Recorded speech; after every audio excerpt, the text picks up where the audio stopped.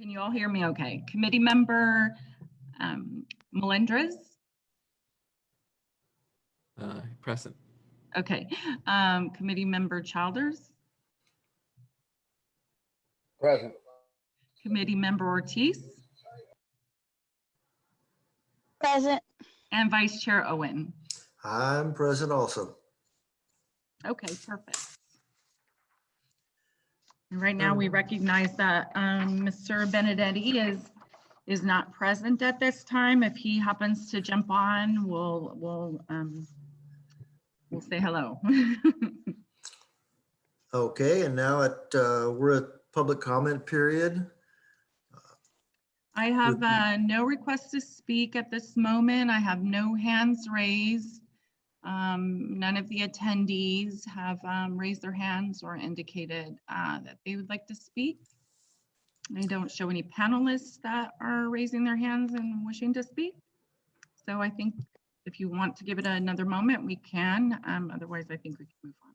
Well, I think you got it all covered, so we'll go ahead and move on to the first business item, which is review and approval of the minutes of the special meeting of February 24th, 2020. Anyone have any comments on the minutes?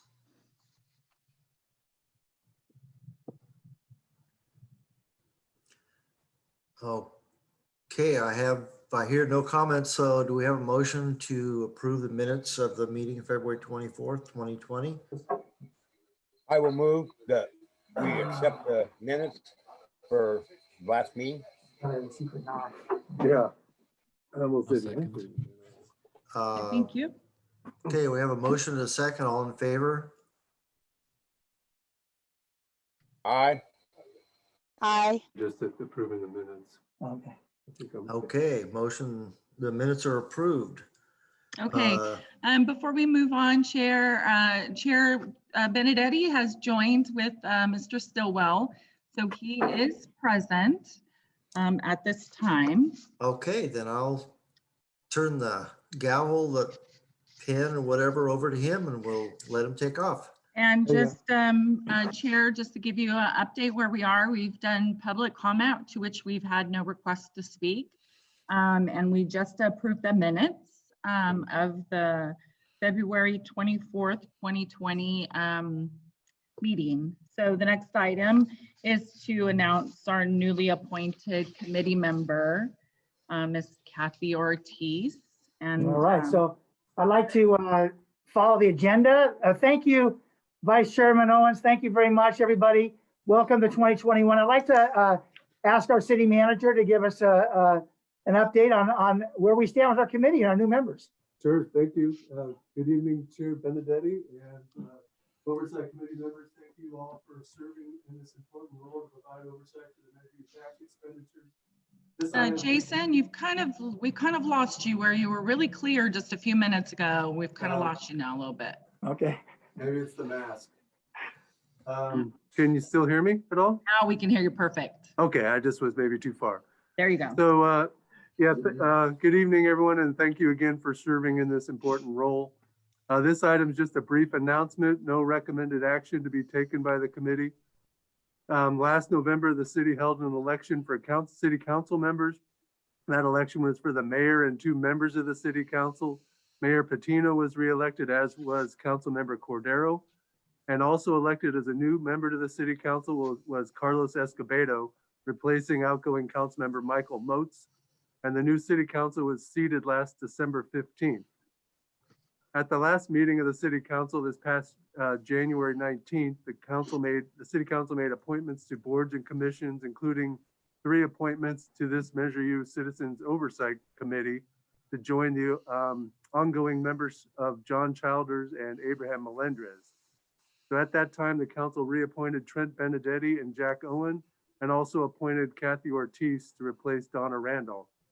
So congratulations to the 3 of you on your appointment, and please join me in welcoming Kathy Ortiz to the Oversight Committee. And if I don't believe there's any public comment for this item. So congratulations, Kathy. Welcome aboard. Yes, welcome. Welcome. Welcome. Thank you so much. I'm happy to be here and honored. It's good to have you. Thank you. Yeah, you'll find out that we get to spend the big bucks, or at least approve the big bucks that are being spent. We don't spend anything, but we get to approve it. All right. Very good. I'd like to ask, if you don't mind, Mr. Childers, congratulations. I guess you got, everybody's reappointed. If you wouldn't mind making recommendations, Mr. Childers, for a chairperson and a vice chairperson. And we'll take your guidance there. How do you all feel about keeping it the way it is? You all have done an excellent job. If you're willing, I'd say keep it the way it is, sir. Okay, if that's a motion, I'll kind of accept that in the nature of a motion. Is there a second on that motion? I'll second that. I completely agree. So the motion is to keep it the way it is. And let me ask the clerk if you could please tell us what the office is currently being held up by the board are, so we know what it is means. Sure. The chairperson currently is Trent Benedetti, and the motion is to reappoint him as the chair. And our vice chair is currently Jack Owen. And the current nomination is to ask Jack Owen to remain as the vice chair. And we have a first and a second by by committee member Childers, and a second by committee member Melendez. Okay, very good. Okay, is there any other discussion on that matter? If not, I'll call for a vote. Is there any other discussion? Okay, so do we want to just have a yay or a nay? It's not a roll I call. think that's Okay, appropriate. all those in That's favor fine. of the motion signify by saying A or your approval. Aye. Aye. Aye. Aye. Any opposed? Okay, it appears that the motion passed unanimously. Thank you very much. I appreciate the opportunity to continue to serve as chairperson. And Mr. Owens, I'm sure would like to continue as vice chair. So thank you very much. I appreciate your support. And the next item on the agenda is item number 3. 4. I'm sorry, number 4. I'm sorry, that was number 3. Number 4 is an overview of Measure U, and usually we'll have an update by our city manager on where we stand on this. So I'll ask Mr. Stilwell to give us an update on that. Sure, yeah. Thank you, Chair Benedetti. This item is a presentation with no recommended action. Can you hear me okay? Speak to the microphone, please. Still too far? All right. Thank you. Yeah, let me know if, does that sound better? Yes. Okay, I just have to be in front of it, see. So this is a presentation on the activities for fiscal year 2019-2020. And that fiscal year began last July 2019, concluded last June. And fiscal year 2019-2020 was a big year for Measure U, as it was the first full year of the voter approved tax increase from the rate of 1/4 cent to 1 cent.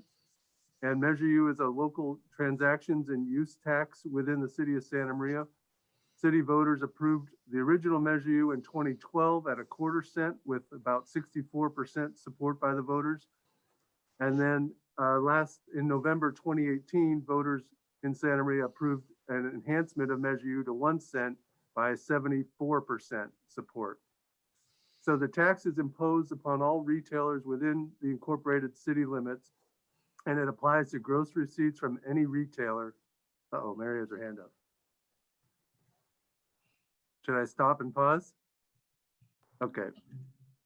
Mary, did you have something to add? I just wanted to ask, Jason, did you have the presentation, share the presentation? No, I don't. I just have a oral presentation. Okay, sorry. Okay, yeah, thanks. Thank you for clarifying though. I should have explained that. So it is a tax imposed on retailers within the incorporated city. It's on gross receipts from all retailers on the sale of tangible property sold at retail within the city limits. But Santa Maria residents do not shoulder the entire cost burden of the tax because it's also paid by visitors who purchase taxable goods, as well as countywide online sales remitted to the city in proportion to the city's taxable sales. The tax rate changed from 1/4 cent to 1% effective April 1, 2019. Retailers were reminded to adjust their point of sale systems, their cashier systems, in time to begin collecting the new rate last April 2019. And all retailers are required to collect the enhanced rate from customers and report it directly to the state, and then the state then remits it to the city. So from a cash flow point of view, there's some delay in the city receiving the funds. So as a conservative approach, the city council budgeted to spend very little of those anticipated revenues between April and the start of the budget year, which was June 2019. But the fiscal year just ended does include the full year's budget of Measure U revenues and expenditures. The city council set some additional parameters around expenditures of Measure U funds. First, it continues to prioritize public safety, youth services, and quality of life. The city council left the previously established benchmarks in place of allocating 90% of Measure U expenditures to public safety, 5% to youth services, and 5% to quality of life. The city council also prioritized, as worded in the ballot language, to maintain and enhance these services. So you may recall there's a continuing trend of expenditures outpacing revenue, including Measure U revenues. So Measure U helps both fortify existing services while enabling the city to enhance services. And also the city council set a reserve policy for Measure U. And this was important because Measure U funds some of the services most important to the community, but it's with a single source of revenue that can be highly volatile, a sales tax. And so the vast majority of this Measure U revenue goes towards staffing employees. And so the volatile revenue with a stable employee cost is an often difficult challenge to balance. So the reserve will enable the city to maintain the services and the staffing that provides those services consistently, even though there's short or shallow disruptions of the revenue. And for these reasons, the city council set the reserve limit at 20% of annual revenue. COVID was an anticipated impact in Measure U, although the impact seems to be far less than feared when the budget was prepared and adopted last spring. We are fortunate that timing of the new program enhancements allowed the city to make revenue adjustments and maintain a balanced Measure U budget, especially since Measure U didn't have any reserves at the beginning of the year. Overall, as Finance Director Harvey can describe, Measure U budget grew from roughly $4 million to $18 million annually, prioritizing $16 million in expenditures, as well as the creation of the reserve. And in addition, it takes time to hire the new employees. So there were some natural salary savings that we saw due to the delay in being able to hire all the new services that started July 1. And so that results in savings that are able to enhance the reserve and able to us better weather the COVID impacts. But so one impact that COVID did have was it disproportionately impacted the balance that the city council set for spending Measure U. So you'll see that there's less than 5% spent on the quality of life and youth services programs, and more than 50% funding public safety. And that's primarily due to COVID impacts, where the state deemed the public safety services as essential services. And so those were maintained all through the COVID shutdown, whereas some of the quality of life and youth services were deemed not essential and required to close due to the public health officer orders. So when we continue to have future challenges with Measure U, just like the city as a whole does, and as cities across the state do, with costs increasing, anticipate to outstrip revenue growth, cost growth anticipating to outstrip revenue growth. And so that'll be a challenge, as it'll probably stifle staffing growth and maintain a little bit of a constraint on Measure U expenditure growth, or being able to provide additional services. So we are going to prioritize maintaining services, enhancing services where we can, but that'll be a challenge over the next several years. But on the positive side, there was a Wayfarer decision that the Supreme Court decided that allows, that requires online sales to remit sales tax to taxing agencies. And so that has been a big help for the city and other cities in us being able to receive additional online sales tax, especially during the stay-at-home order when people are mostly at home or more at home rather than shopping at our retailers. And so that concludes my report. I'm happy to answer any questions of the committee that may have, or I can do so after public comment if there is any. Do any members of the committee would want to address Mr. Stillwell with any questions?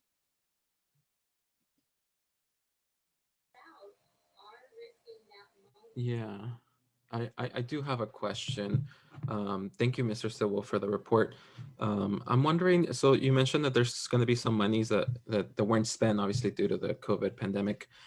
What's going to happen to that money? Will that be like, for example, when we look at the youth services that didn't meet the spending, is that going to be carrying over, or is it just going to be put into just a big pot, if you will?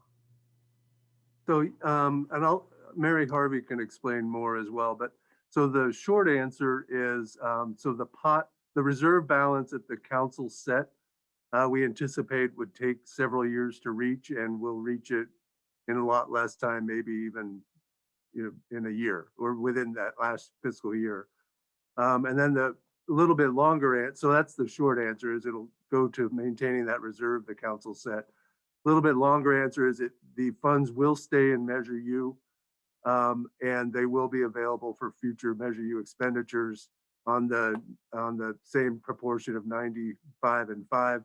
We tend to recommend as staff that if there are leftover funds from one year, those become one-time funds for a future year. And so we would likely recommend spending it on capital and one-time expenses rather than adding more ongoing expenses. But Mary might be able to provide more specific numbers.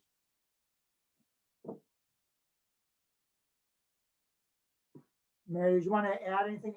Let me just ask clarification then. The 20% reserve is 20% of what number? Oh, yeah. It's 20% of operating revenues. So we had expected it to be about 3.6 million would be what it is for 1920.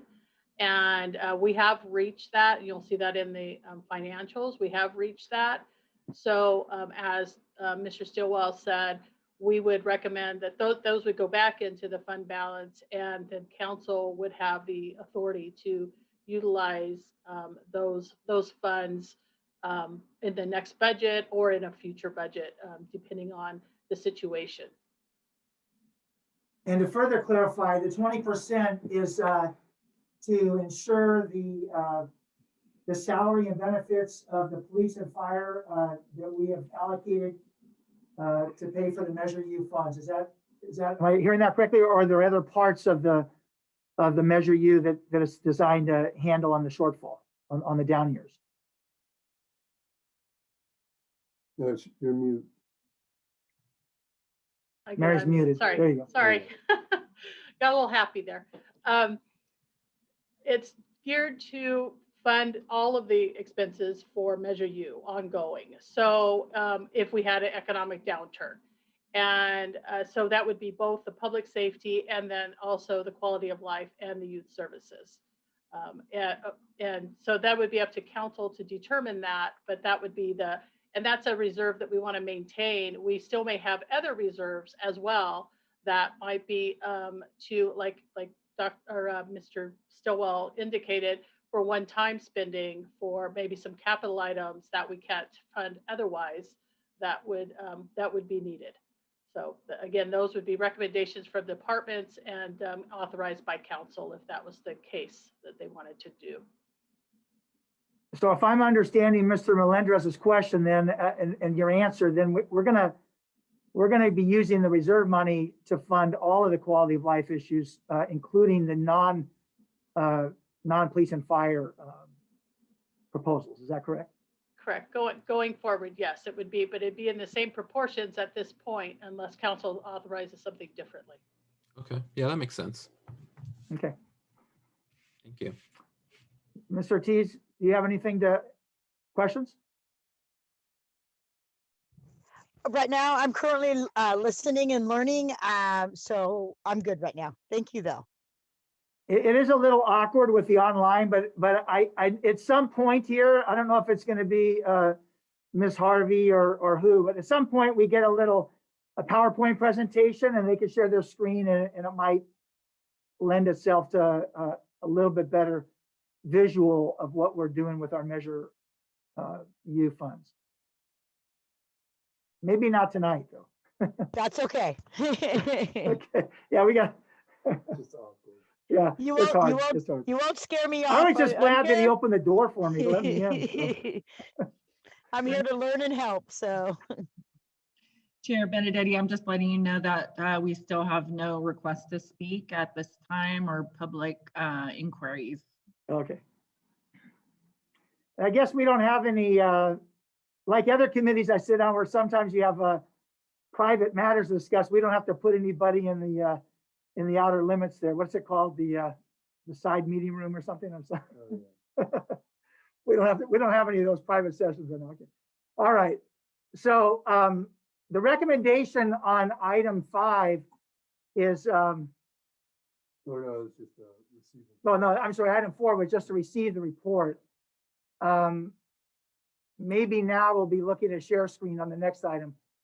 So we're not going to vote on item number 4 is just to receive the report. So we'll just receive that report. But item 5 is the Measure U audited financial statements. My mouse keeps slipping on me.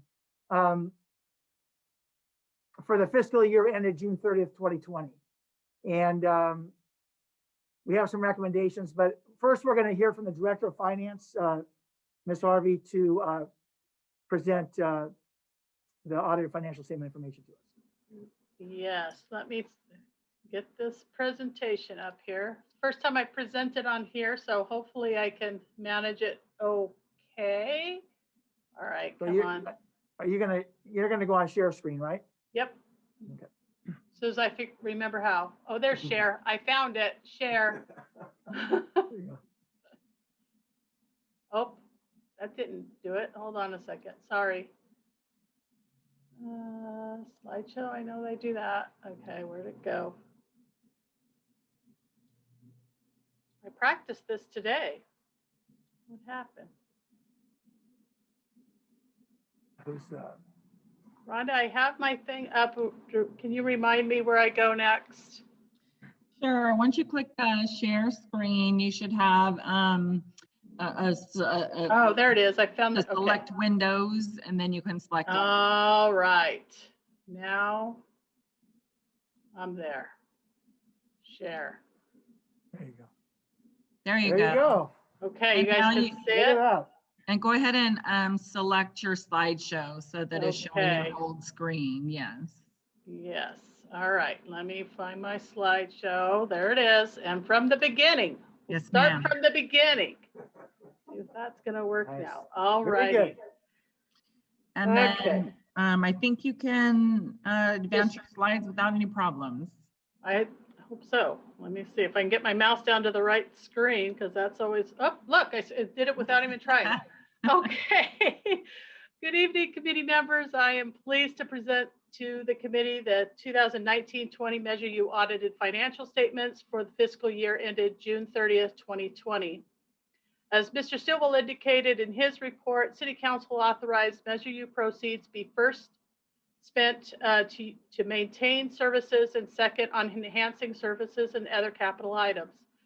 The vast majority, 90% of budget, is going towards public safety related activities, with the remaining 10% split equally between youth services and quality of service or quality of life activities. To fund those costs, on June 18, 2019, City Council approved 2019-20 total Measure U appropriations of $19,329,350. There were 2 adjustments made to the budget during the year. The fire department's remaining. Excuse me, Ms. Harvey. Yes. Are you referring to one of the subschedules? Because I know there's a budgeted subschedule that they audited. Are you talking about numbers that are on the schedules in front of us that we should have? I can get to them. I was just talking in general. Oh, you're just talking in first, general. Okay.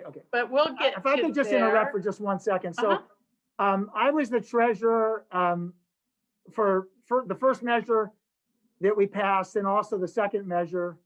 And And in both cases, the city residents responded in large part, I think, because we have oversight, because we have a CPA independent audit, and because we have an independent committee that looks at this report. So this is really part of the original bond measure, the original measure for the sales tax edition for us to have this oversight. I think the citizens responded well because in large part because of what the money spent on, and also that there's oversight separate from the city council. So it's a very important role that we play in terms of giving the city citizens, I believe, a level of comfort that this money is being spent appropriately for the way they voted.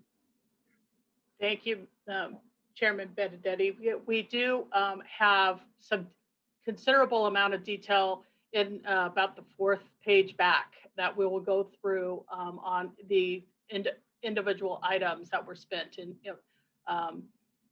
into quite a bit depth on there. So when we get there, it'll be a lot more detail. So, but just to kind of give some background, typically the council approves a budget and then there can be amendments that are done during the year, depending on several things, recommendations or needs from the department. In this particular case, we had only 2 this year that were approved that affected the actual budget number. And that is, one was a carryover of $323,000 that was approved originally in 2018-19 to help fund 3 fire engines that were being replaced, and there wasn't enough funding to pay for all of that. So those were ordered, and 2 of them were received in 1920. But we have a 3rd that has not been received yet, is expected sometime this year. So we actually will carry over a little bit more money of that $323,000 into 2021 as well. The second budget amendment was in the amount of $40,288, and that was authorized by City Council on August 18th, 2020, as part of our 4th quarter report, and that was to fund central support services costs identified in our latest cost allocation plan. And so what the cost allocation plan is the general fund actually provides central support services such as administration, payroll, human resources, information technologies, and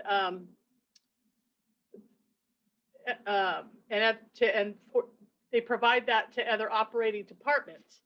And so the latest cost allocation report, what that does is it takes those costs and says, how much do these different departments and funds, how much benefit are they receiving from the general fund? And so how much do they owe the general fund for those services? And so what the report showed was that the Measure U needed to pay a little bit more, $40,000 more, towards those funds.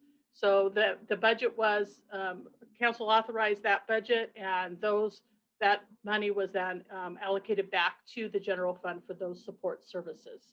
Chair Benedetti, I'd like to confirm a question with Mary. If she is not intending to advance slides, or she is advancing slides and maybe it's not showing on the screen. I have not. I'm going to be doing that just momentarily. Okay, perfect. I just wanted to be sure I wasn't missing something. I should probably, you know what, next year I should put in a slide that's before this, before the actual report. Okay. Yeah, I mean, like I said, for the new members and for the other members, when we were live, we were getting the slides up on the screen behind the dais there, but it is hard to hear numbers. Even as a CPA, I find I deal with numbers all the time, but it is hard to hear numbers on a presentation and make any sense of them. It varies. There's a lot more context when we can actually see the numbers. I agree with you. That's okay. Chair Benedetti. COVID year. Chair Benedetti. Yes. I had just had one comment for the new members. The amount for the fire engines, $323,000, sounds like a lot of money for 3 fire engines. You know, when you compare to going out and buying your car, I think one important note is that the fire department buys these engines and they keep them for anywhere from 20 to 25 years. So, it's a lot of money per engine, but, we keep it a lot longer than somebody who buys a car and sells it in 3 years. Yes. Thank you, Mr. Rowan. Okay, well, we're going to get right into this report now. So if we're turning to the financial statements, this very first page here is the independent auditor's report, which indicates that the financial statements present fairly the financial position of Measure U Fund in accordance with generally accepted accounting principles. Now, if I go to the next page, let's see if I can go down. Okay, now I got to get to my going down. Nope. Sorry, I'm going to advance it as soon as I can get down to my little button. Yeah. I have trouble with this for some reason. Gosh darn it. Hush. Another thing that's problem with accounting folks is we have too many screens and then we can't get to the screen we want on our mouse. That's what I'm finding. Darn it. See if I can do it from here. Nope. Maybe from here. Shoot. Darn it, darn it, darn it. There we go. I found it. I'll try to keep it there. All right. So going to the next page, we have the balance sheet. And the balance sheet as of June 30th, 2020, and the balance sheet shows the balances of assets, liabilities, and fund balance. And I'm going to just read from this other one, just one moment. Okay. And it is important to know that the balance sheet is at a point in time. So it's as of June 30th, 2020.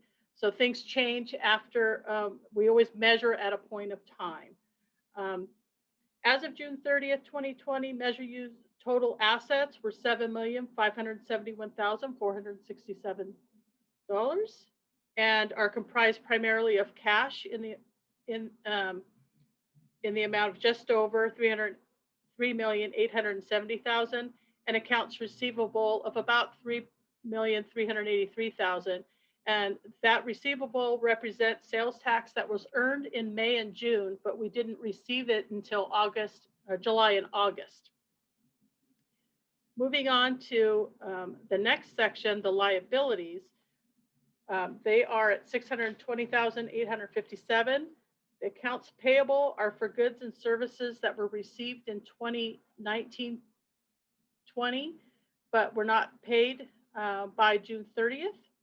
And conversely, the prepaid expenses are for services such as, prepaid expenses are in the assets. I've put that in the wrong section. But the prepaid expenses that are under assets are for expenses that we paid in the fiscal year 1920, but they are actually for expenses for 2021.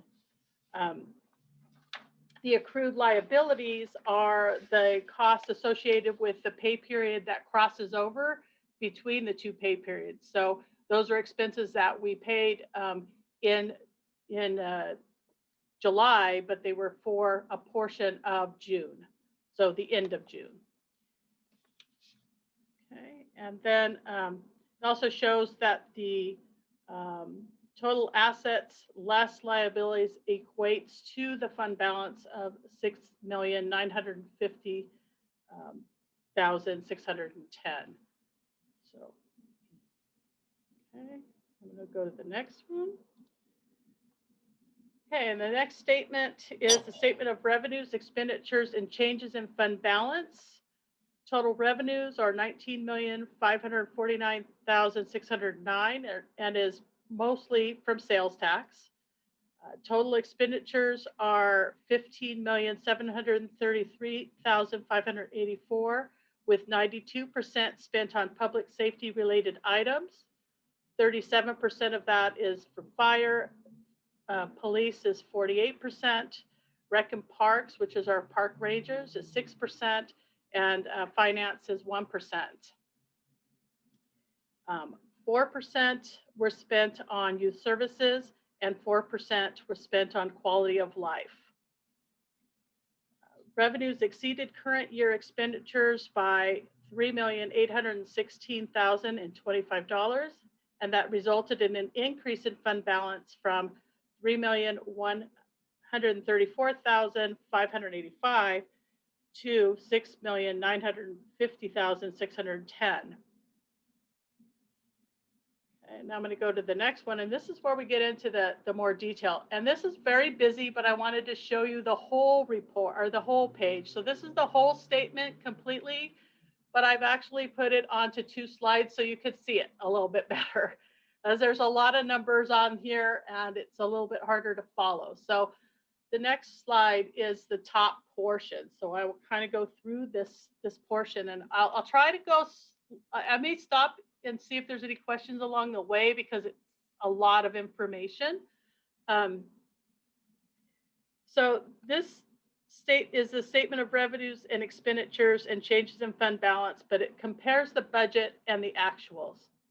So it has a lot more detail than the previous page or previous report, where it didn't have the variances, and it has the type of expenditures that as well. So that broke down not just by department, but also by the type, salary and wages, and so on. So at the top again, you have the revenues, and the sales tax receipts were $19,363,970, and they were slightly exceeded revenue estimates by less than 1%, or about 108,000. Which, you know, in normal years, we'd be saying we're right spot on, which was awesome. However, one of the things that we were expecting a large decrease in our revenues due to COVID.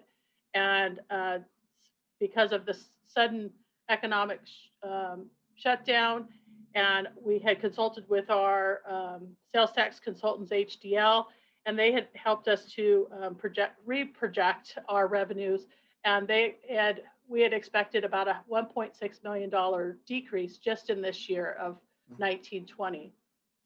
Fortunately, that did not come to pass. We exceeded the amount, and that was partly because of we did see decreases in the sales tax industry groups, the autos, the restaurants and hotels, and consumer goods. All of those did decline. However, they were offset significantly by the Wayfair decision that Mr. Stillwell mentioned, of the online sales that are now required to be paid to the state where the buyer is, and those are allocated out to the through the county pools, and then the city gets a portion of that, and we have a large portion of that because it's based on the proportionate sales tax of the county. So we have a large portion of the sales tax in the county, so we get a large portion of that pool. So we benefited considerably from that. We also we received Measure U revenue from use of money and property. That is interest and investment income. So we invest our cash and earn interest on it. So and we allocate that back out to funds based on that cash balances. Okay, so moving on to expenditures and into the different departments. We had expenditures in the legal department, also known as the city attorney's office. And those are for 2 code compliant officers and 1 support staff. And they are under budget by about $53,600, and that's about 14.2%. Salary and wages are 6% less than budgeted because personnel selection of benefits costs less than what we budgeted. In addition, due to COVID and court closures, the typical level of prosecution services were reduced drastically, causing approximately 28,000 or 43% underrun in contracts and services. In the city manager's office, they expended just over 18,300, and that was towards an upgrade to the city's mass telephone notification system database subscription, and that is under budget by about 1,700. In finance, expenditures include the levy loan payment of 106,129.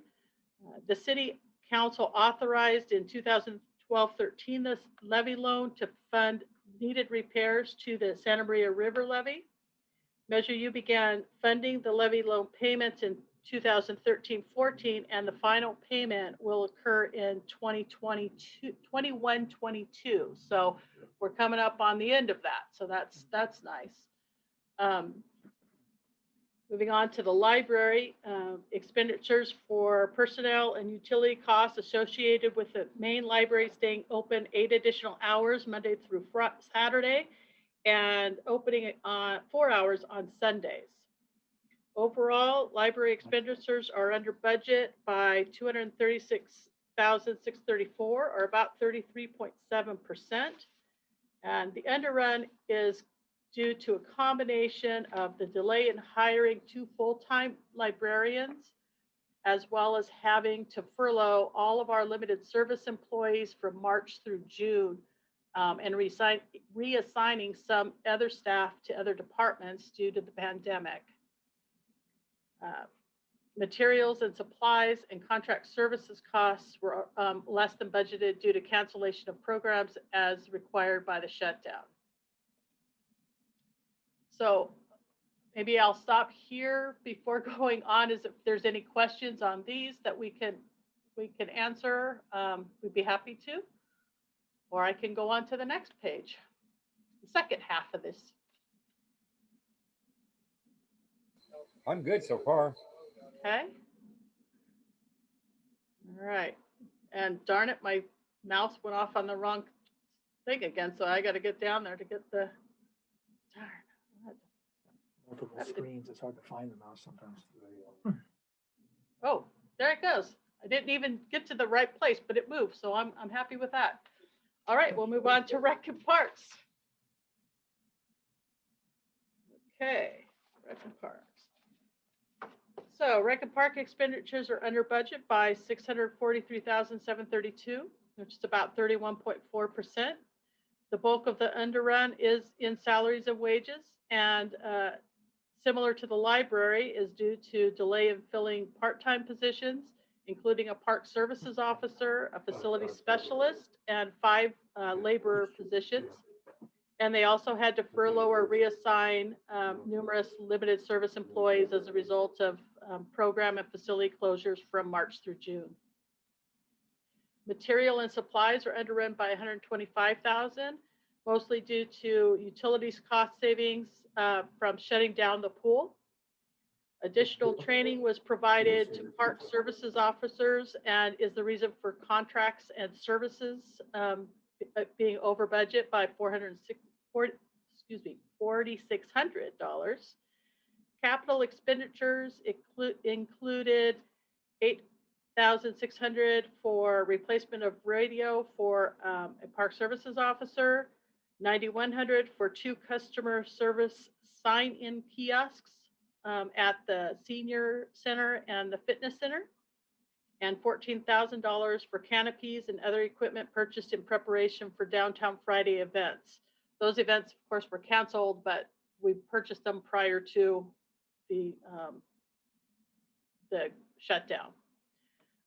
The remaining $66,784 in capital were carried over to 2021 to purchase 2 vans for youth and teen transportation. Moving on to fire. Overall, the fire department is under budget by $1,437,400. $169, or about 19.8%. Expenditures for costs associated with staffing Fire Station number 5 and 13 new full-time positions are what that was paying for. And they're under budget by, I did that. Oh, the staffing is under budget by 921. I have that wrong.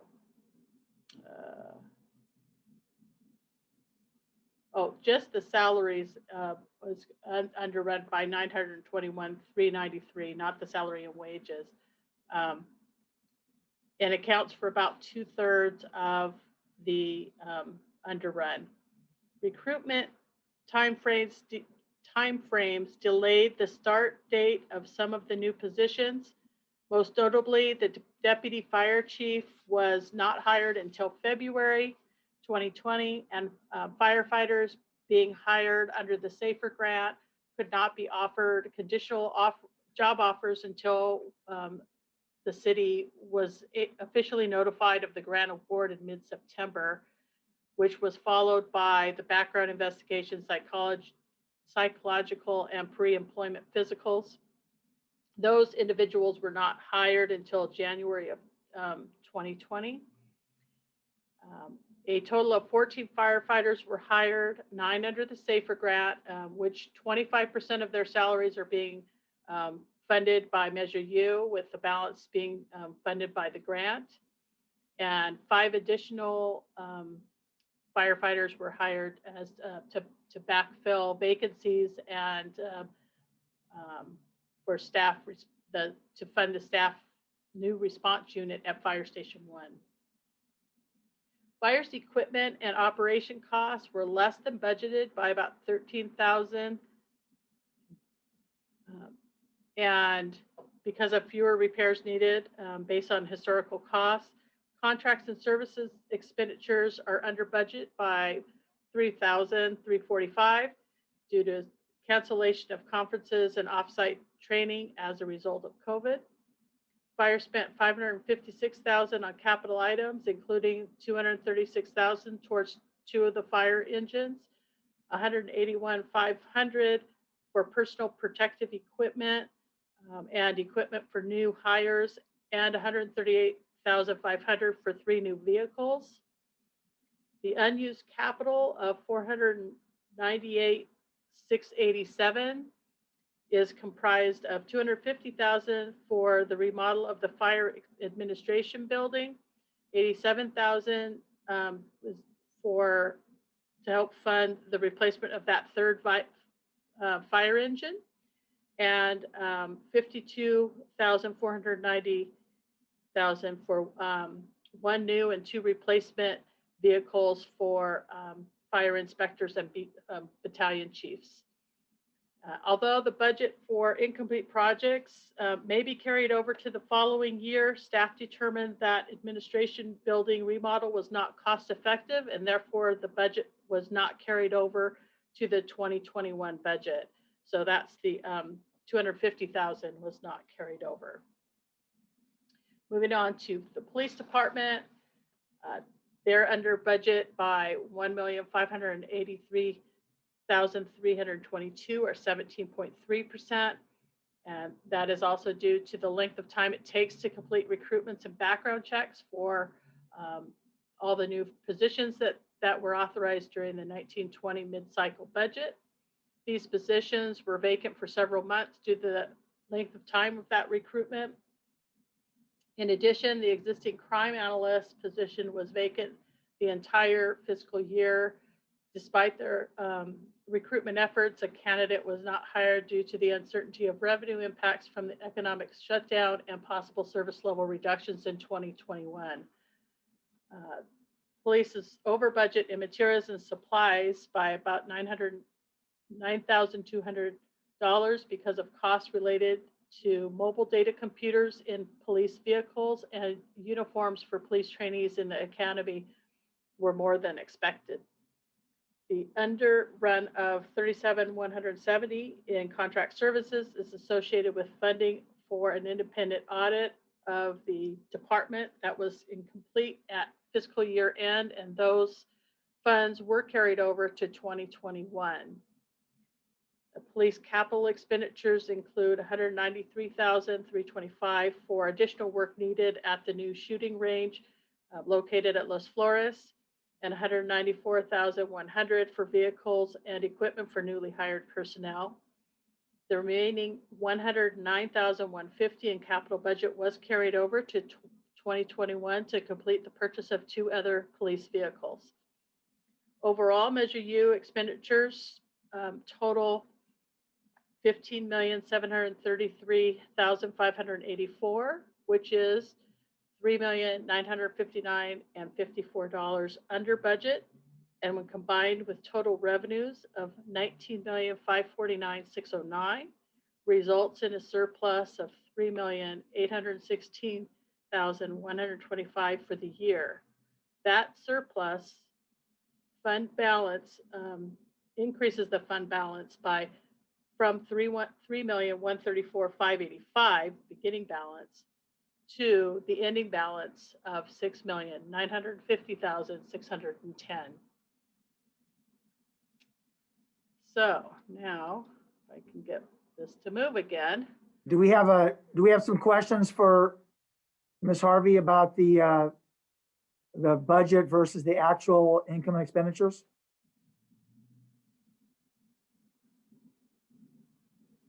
So I'd like to comment, Ms. Harvey. I'm really glad that you supplied some detail about the expenses. It seems like it adds a lot of color to the quality of the department services to all the citizens of the city on what they do. And I know we have a new police chief, Mr. Tuggle, and a new, Mr. Snyder, and a new fire chief, Mr. Tuggle.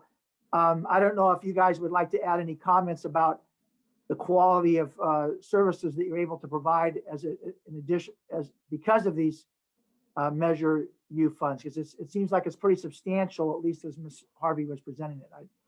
Mr. Snyder and Mr. Tuggle, would either of you like to comment? This is Mark Schneider. I think Mary summed it up pretty well. She covered, most of the expenses, but the Measure U funds have been significant for the police department for some capital projects and for expanding our personnel and being able to kind of build up some of our specialty units, especially our detective bureau. So absolutely, it's been significant in what we're able to do. Thank you, Mr. Snyder. Mr. Tuggle? Yeah, I'll add, for fire, we were able to open up Engine 1, second company at the downtown station, busiest station in the city, which gave us a much higher level of in-service time, which makes units available to respond to calls for the public. We're also able to staff up a deputy chief position, which gave us a succession plan for when our fire chief retired back in November. So that was hugely beneficial to the department and the city.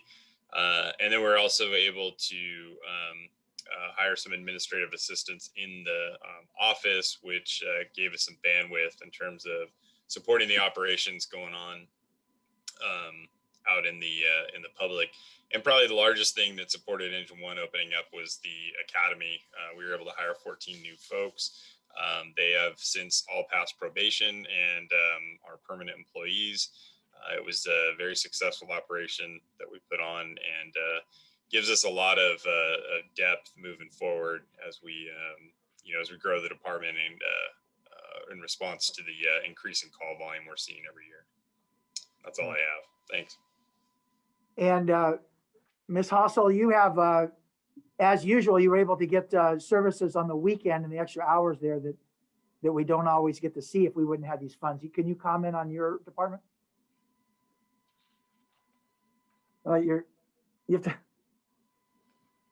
We're very thankful to have these extra funds from Measure U. They've enabled us, as Mary mentioned, to increase our hours on Sunday and 8 additional hours during the week.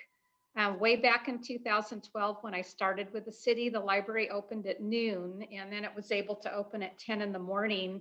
and additionally stay open an extra day of the week.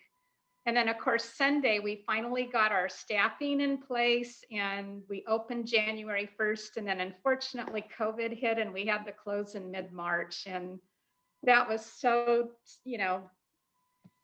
difficult to take. But anyway, we're hopeful that we'll get back to that eventually because Sunday's a great day for many of our families to visit the library.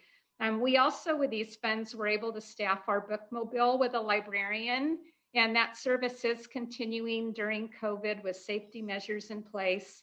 And it's been very successful, reaching parts of our community that can't make it to the library by the transportation means they currently have. So we're reaching a lot of people who've never even been in the library before, especially children. So they're being introduced to a whole new resource that they may have never even come up against. So it's really just wonderful. And we are so happy. So thank you for the Measure U. We've got some photos that we submitted to Mary to show. And I know she's showing the police ones right now, but if anyone has any questions, let me know. And we look forward to being able to spend all of our Measure U funds in the future. Yeah. Thank you. Oops. And Yeah. and Mr. Posada, I know that you also are getting substantial support from the Measure U. Can you maybe add some background to Ms. Harvey's presentation on how it enhances the quality of life for our citizens and what you provide through your department? Thank you, Chair Benedetti. Can you hear me? Yes. Great. So again, I think we truly appreciate Measure U, especially with the limitations that we had in the past providing youth services. The COVID thing really was a downer for us as far as programs go, but our staff has been really resilient in bringing things back virtually. They're young people, so they know how to manipulate that social media platform. We've had several events online for our youth. We've had a couple of events that were able to be in person, keeping in small groups, using our ability to have 10 or groups of 10 or less in training programs. We've offered a number of sports training clinics at the Maldonado Center. Again, the staff has just been really, really creative on how to get things done with the youth. Mary mentioned in her report that we were purchased a couple of vans, and those vans are here, and we're just dying for the opportunity to get some of our youth involved in some programs where they can travel the Central Coast, maybe get off to see colleges, those kinds of things that have been important under the Mayor's Youth Task Force. And then lastly, I'll just comment real quickly on our Ranger program. Measure U funds our Ranger program, and they've been very successful in helping educate people on COVID and the rules and regulations around the health orders around the city. We've spent a number of hours trying to figure out how best to help our people understand the importance of social distancing and not getting involved in large sports groups. So it's been a challenge for us, but I think the fact that we have a good quality staff in our Rangers, that it's helped out quite a bit. So I want to thank the committee for their job in oversight, and certainly just to assure them that we look at every dollar we spend and make sure that it's going to where it's supposed to go. Thank you, Chair Benedetti. Thank you, Mr. Posada. I want to make sure I didn't miss any departments, did I, that get funded here that need to speak? Chairman DeBenedetti, this is Thomas Watson, the city attorney, also yes, the chief code enforcement officer. And I also wanted to thank you and the honorable committee because the two code officers are a critical component for us. We've had a number of challenges this year with COVID, and particularly funded my Spanish-speaking officer, who was able to go out and really be very effective in especially the initial days of COVID, to try and provide as much education as we could and continue with high quality of life for folks who all of a sudden were trapped in substandard housing. So we've really benefited from the ongoing support that Measure U and the committee has provided, particularly in housing areas that really became home shelters for much of our community. And so we were able to provide a lot of services we weren't able to provide previously. So we're very grateful as well. Wow. Thank you, Mr. Watson. Did Mr. Stillwell, did we get all the departments? Okay. So everybody of our funding, I know I'm sitting in the city manager's office, so I know we had some funding there. But I think that was helpful for all of the committee members to hear, in addition to the budget, the numbers, and all the background you gave, Ms. Harvey, that there is some really good quality of life issues going on with the citizens, and not everybody gets to see where that 1 cent goes for every dollar sales tax, but it's a big deal. So $20 million close to almost that much is a big deal. Yeah. Chair, I had a quick question. Yes, Mr. Abraham. Yes, so I was, It's okay, that's okay. I had a question for Ms. Harvey. Out of the 53 positions, which ones are currently filled and how many are currently frozen by the city? Do you have any indication as to the number? I don't know exactly how many are unfilled at this moment. There are a number that were filled. I know the fire is, they may have some vacancies. It may not be associated with the news. So there's a lot of coming and going, right? People come and go. Definitely in the rec and parks and the library, there are a considerable amount of vacancies due to, in particular, the limited service staff that had to be furloughed because we can't do the program. So those are probably where your vacancies are. There are some in PD. I don't know specifically. I know the crime analyst definitely is still vacant. And we can get you more information on which ones, but I don't have what the specific numbers right. And most of those are being planned to keep frozen until obviously we're over the pandemic, I'm assuming, at least the less critical ones. I'm sorry, say that one more time. Will those continue to be frozen until we're over the pandemic, or? It will, the departments will need to assess whether they have work for them.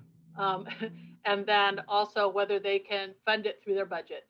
So in Measure U positions, most of those have funding. As you can see, we were under budget in all cases, as far as in the sales, in overall in each budget.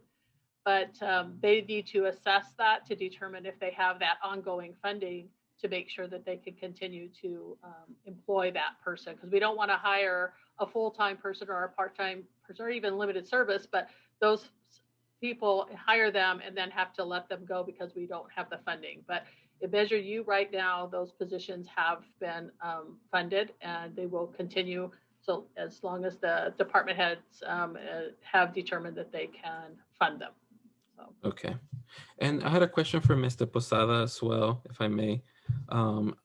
Mr. Posada, I know that the city council allowed for the pool to be open on obviously with safety, with extra safety in place. Are there any plans to allow families to use some of the other cities' facilities, like Minami Center or other kind of facilities in a similar manner, or has that already been happening? Thank you, Mr. Melendez, for the question.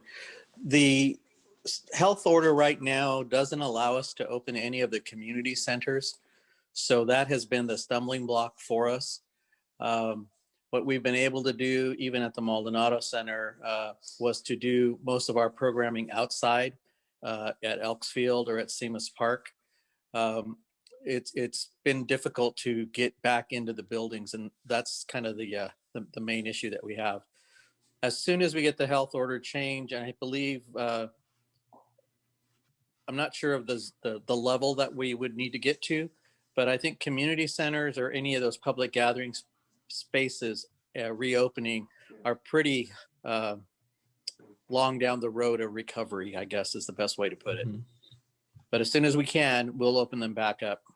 Okay. And so there are some outdoor activities still happening then? Yes, we've tried to focus everything outdoors that we can. Still, keep in mind that the county doesn't allow us to do any sports activities organized anyway. We can do training activities. We've just opened up the Hagerman Sports Complex to teams to be able to practice at that venue. So that's kind of been our effort right now, is focusing on providing venues for practice. Thank you so much. Thank you, Chair.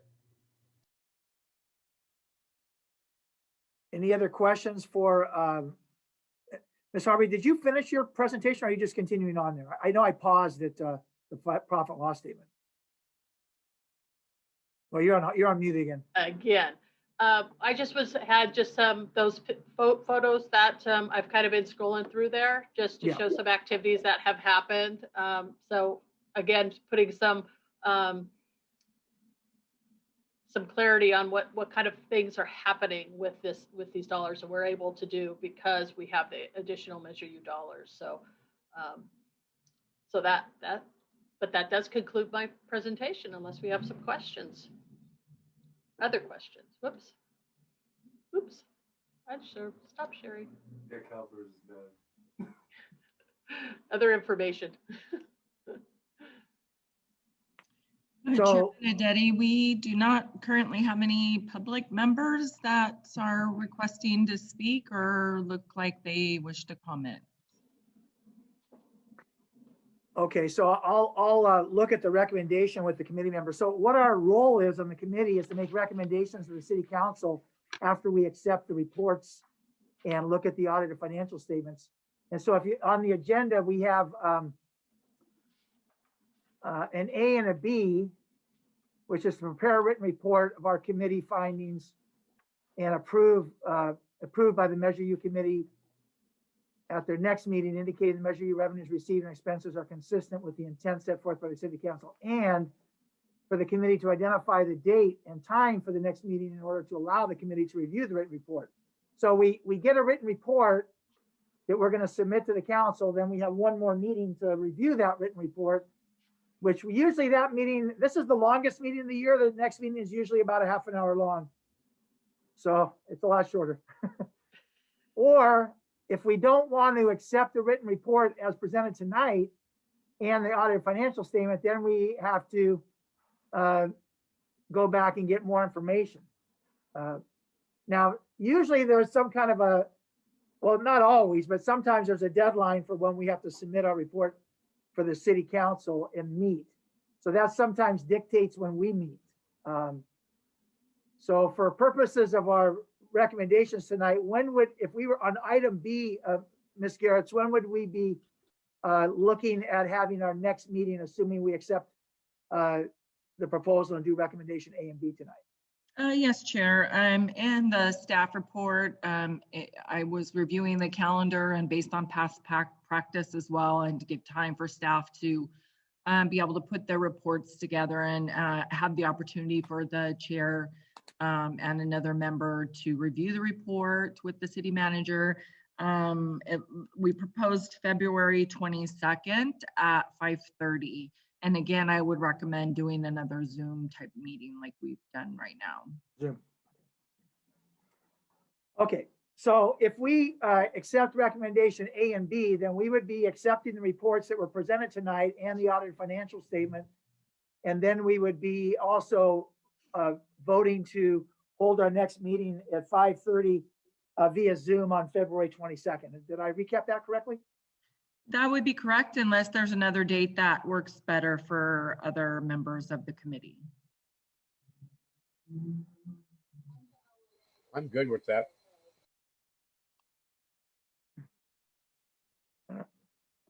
I'm good with that date.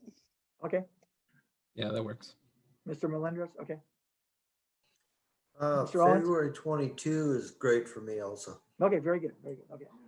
All right, so that looks like it's pretty good. I didn't hear any objections tonight, and so based on that, I'm going to ask the committee to make someone to make a motion so we can do a roll call. I'm proposing as the chair that hopefully you're going to vote on recommendation A and B there with the dates as outlined. But anyways, I'll accept the motion from somebody on the committee. And Chair, we can have an all ayes or a nays type vote. Okay. In Uh, lieu of the roll call, you mean? Yes, sir. Okay. Mr. Chair, are we going to have a vote on A and a vote on B, or just one vote, one motion? It looks like you can do the and, because A and B, with the proposal for the February 22nd date at 5:30 PM via Zoom, it looks like you could just do one motion. Mr. Chairman, that is correct. One motion is appropriate. Okay, so legal counsel is agreeing with us. Okay. All right, Mr. Chair, I'd like to make a motion that we direct staff to prepare a written report accepting the Measure U funding as presented today. And we have a meeting on February 22nd, 2021, 5:30 for the members of the committee to review that and approve it.